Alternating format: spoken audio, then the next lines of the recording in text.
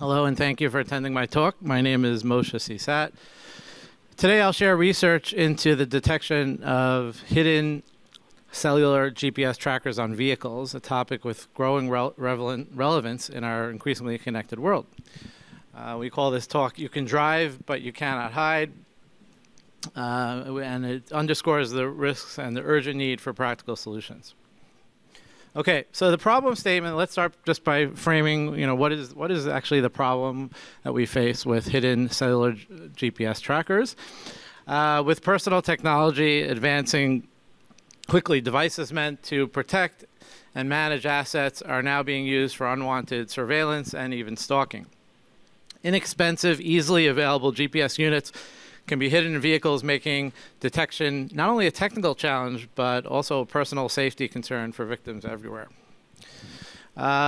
Just to give you, so you can appreciate the scale of the problem, it's a worldwide problem. It's not just a U.S. problem, but just to highlight the problem here in the United States, 13.5 million people yearly are experiencing some sort of stalking. Right? That's just generic stalking.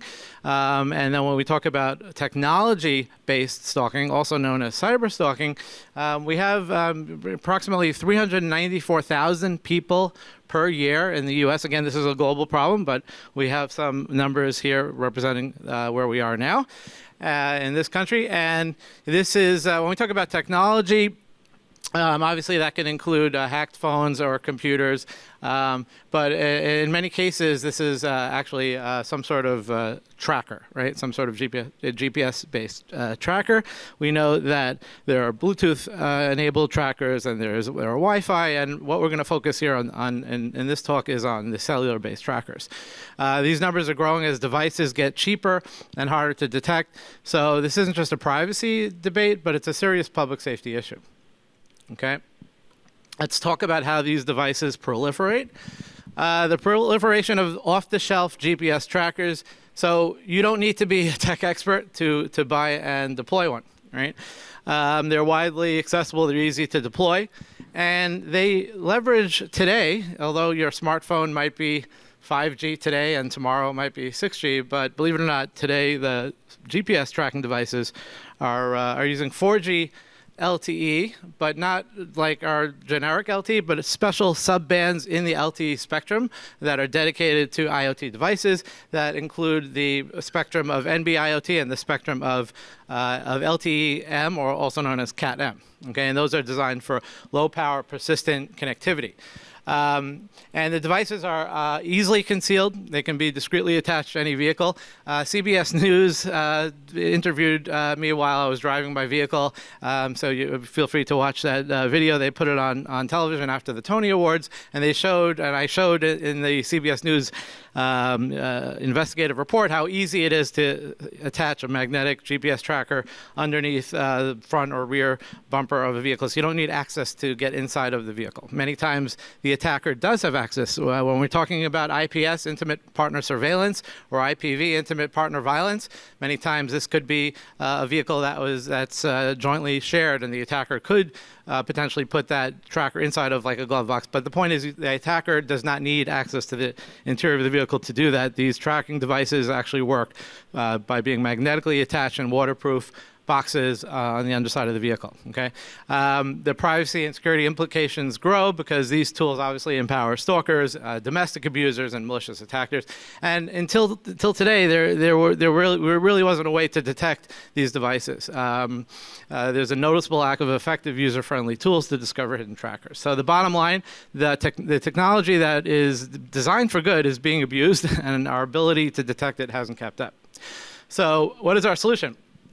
Our research offers a practical solution method for 4G LTE IoT vehicle trackers, and it's unique because it doesn't require knowing network details in advance, something that most victims and even professionals, of course, wouldn't have. And we leverage cheap commodity hardware like the TinySA portable spectrum analyzer, and we use a novel approach that focuses on the device's cellular uplink signals. So let's look at some of the prior work and related work and relevance. How are we different here? So we have, we'll start with three main distinctions. Table 2, you can compare our work to other work and to existing work. Number one, we focus on uplink signals. So instead of monitoring cell tower strong downlink signals, which are noisy and hard to filter, we focus on detecting the much weaker uplink signals that trackers use to transmit location data. Now, they're much weaker, but they're much easier to detect if you're close enough. And if you're close enough, they're actually not that weak, right? Because obviously the closer you are, the stronger they are, and we're talking about devices that are pretty near to you. Reduced interference. So uplink signals are going to be less susceptible to network noise, and that will make it easier to distinguish the tracker signal patterns. And one of the very important parts of our research is that one of the important benefits is that it's affordable and practical. So using the Tiny SA, which is an inexpensive portable spectrum analyzer, just like the attacker can buy these tracking devices for maybe $20 on Amazon, you can also purchase a Tiny SA spectrum analyzer on Amazon or a similar online store relatively inexpensively. And so that puts this technology into the reach of non-experts. So together, these features make our method more reliable and more scalable in real-world situations. Existing literature and commercial products generally focus on side-channel EMR, electromagnetic radiation, or Bluetooth tags, or might rely on scanning for downlink signals. Those approaches are unreliable for modern 4G LTE IoT devices, which can hide among everyday cellular noise. And our approach is specifically designed for cellular 4G LTE IoT trackers, and it's accessible to both professionals and lay people. So what were the research questions and the challenges that we were looking to answer? So the core questions that were guiding our research: number one, can we rapidly and reliably identify uplink frequency bands for each carrier's tower near a target vehicle? This is a global solution. In the United States, we have three major carriers: T-Mobile, AT&T, and Verizon. Of course, there's many more carriers worldwide, globally. They use just thousands of frequencies and hundreds of LTE frequency bands. Is it practical to detect the very weak uplink signals from a hidden tracker? That was our second research question. Number three, can a Tiny SA spectrum analyzer, given its low cost and portability, accomplish this task? And number four, how far away can we be and still detect the hidden 4G LTE GPS vehicle tracker? Each of these questions presented unique challenges, such as dealing with carrier variability across regions, noisy cellular environments, and hardware limitations. So what are some other challenges? Network variability. So as I mentioned, each carrier in each region around the world may use different frequency bands.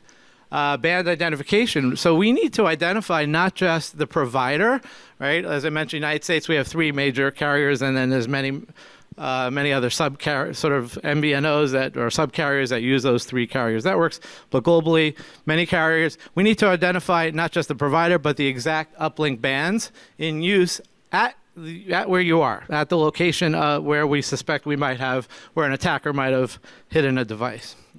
We need real-time scanning. So this is a solution that is it's a vehicle-based solution, and we need to provide the potential victim with a real-time or near real-time result, whether they're being an alert, whether they're being tracked by one of these trackers. So we need to rapidly scan across relevant bands, and the tracker is only transmitting for a very brief time. So we need to be able to rapidly scan across those relevant bands because of the fact that the transmission interval is so short. And of course, we have baseline and noise. We have to filter out the strong unrelated signals, and that could be very tough, especially in an urban environment, as you can imagine. So overcoming these hurdles is necessary for a truly scalable and robust solution. So what is the method? How does this work? So we're going to address these hurdles methodically. As you can see, the Tiny SA, the spectrum analyzer, those are 5 GPS tracking devices that we tested on 2 carriers, on AT&T and T-Mobile. We did not test Verizon because we didn't find any Verizon tracking devices on Amazon. And these carriers, as you can see, use different frequency bands. And we needed to identify to those bands and those uplink frequencies. So how do we do this? So first we compile a database of frequency allocation and carrier usage for the target area. So a key point to this algorithm is, and again, remember, it's not just about accuracy, it's also about speed, right? We're literally talking about something that is a life-saving technology. This can and hopefully will save people's lives. In order to do that, we need to be very reliable, very accurate, and also very timely. So we need to know, we can't just scan everything. We need to scan what is around us. So we need to identify, based on our current location, what cell towers for each relevant carrier are around us. We need to be able to scan the uplink frequency bands associated with those carriers' bands that are in use at the local towers, local to you. We need to establish a noise floor using a Faraday bag, or in some sort of radio quiet environment. And we need to be able to scan the target vehicle, listen for uplink bursts, and correlate signal peaks with movement or tracker activation requests. So LTE IoT trackers use narrow uplink frequency ranges. As I mentioned, they're specific to special subbands underneath that are part of IoT, that are part of LTE. There's an NB-IoT and an LTE-M standard. So knowing where to look gives us an advantage, and we must adapt scanning targets based on the carrier mix and even neighborhood cell tower configurations. So this method works both indoors and outdoors, although environment noise does affect the detection range. Here you see the 3 locations in the vehicle and on the vehicle that we tested: in the glove box, under the front bumper, and under the rear bumper. And experiments were run both inside RF shielded areas like Faraday bags for a clean baseline, and also in real world settings in both urban and suburban environments. We tested GPS tracker activity with multiple devices, as I showed before, the 5 devices that we tested with, and we documented how signal strength varies due to distance, opticals, and interference. And these structured protocols that ensure that our results aren't just flukes, that they are robust and replicable. All right, let's talk about the results. What did we find? So for research question 1, we could identify the active LTE IoT uplink frequency bands and map them geographically to restrict scanning to the most likely frequencies. And this result is essential for making scanning efficient, minimizing false positives, and speeding up real-world investigations. We could adjust the scan depending on whether we're in a dense urban environment with closely spaced cell towers and lots of noise, or in a quieter suburban area. For research question 2, by conducting controlled tests in Faraday bags, we established a reference point, a clean readout without external signals. We then moved to real-world situations where dozens of signals overlap and compared patterns. The contrast allowed us to filter and isolate low-power tracker signals from cellular background noise. And for the results of research questions 3 and 4, so detection range is limited by environmental clutter, but the method remained functional in both lab simulations and real vehicles. We found within 1 standard deviation, we had an R-squared value of almost 1 for within 3 feet. You see a linear progression in terms of within 1 standard deviation of a 3-foot radius of detection. So in field tests, the TinySA provided practical detection capabilities during tractor activation, and signals above 20 dBm were consistently detected. As you can see, the signal spikes on the TinySA there. Okay, so limitations. So as with any research, there are limitations. We tested with a single vehicle type. You saw the picture of the vehicle on an earlier slide. We only tested with one model of vehicle. Results may vary with other makes. Filtering strong peaks. We are refining algorithms to distinguish tracker signals from unrelated strong cellular activity. The TinySA frequency range. Ultra mode improves scanning up to 5.4 gigahertz, but there are still limits. Handovers and coverage. When a tracker's cellular connection switches towers, signal strength and detectability may drop. Scope. We focused on unmodified consumer GPS devices, and as I mentioned, using only 2 of the 3 U.S. carriers due to device limitations. Future work will, of course, expand on those areas. So looking forward, the landscape is shifting. The current state, as I mentioned, is 4G LTE IoT, but obviously as 4G networks are phased out and 5G, 6G take over, the technical nature of these trackers and the cellular environment around us will change, so that could potentially complicate detection further. Implication, we must keep evolving our techniques, monitoring not just today's spectrum, but anticipating tomorrow's. Human-centered design. It's critical to work closely with affected groups, especially those understanding stalking and IPV risks. We envision app-based solutions that alert users if an unknown tracker is present nearby, much like Apple's AirTag warnings. Imagine an app similar to Find My, except focus on malicious tracking devices. Not Find My lost phone, but find my device that's find not really my device, but find the device that's tracking me. We partner with organizations like Cornell Tech, CETA, Clinic 10 Tech Abuse, to make sure that the solutions that these solutions reach the people who need them most in forms they can actually use. And affordable tech like cheaper analyzers will, of course, democratize this problem. On the technical front, automation, using TinySA connected to a smartphone can enable automated scripting, scanning, and analysis. Detection rigs, a mobile setup like on a tow truck, can sweep parked or moving vehicles without physical access to the target. Advanced RF techniques, combining antennas or analyzers can improve detection sensitivity and range, but we need to balance cost and complexity. So the future is not just about better gadgets, but smarter, more scalable approaches. And to sum up, our core objective is to equip individuals, especially cyberstalking victims, with practical tools and knowledge to detect hidden vehicle trackers. By focusing on uplink, LTE IoT signals, and using accessible hardware, we developed and validated a technique that's both effective and attainable. Field and lab tests confirm detection is possible, reliable, and can be refined further. While the threat evolves, so must our defense, and it must be in reach for all who need it. Thank you for your attention. I invite your questions and look forward to discussing how we can bring these solutions to more people.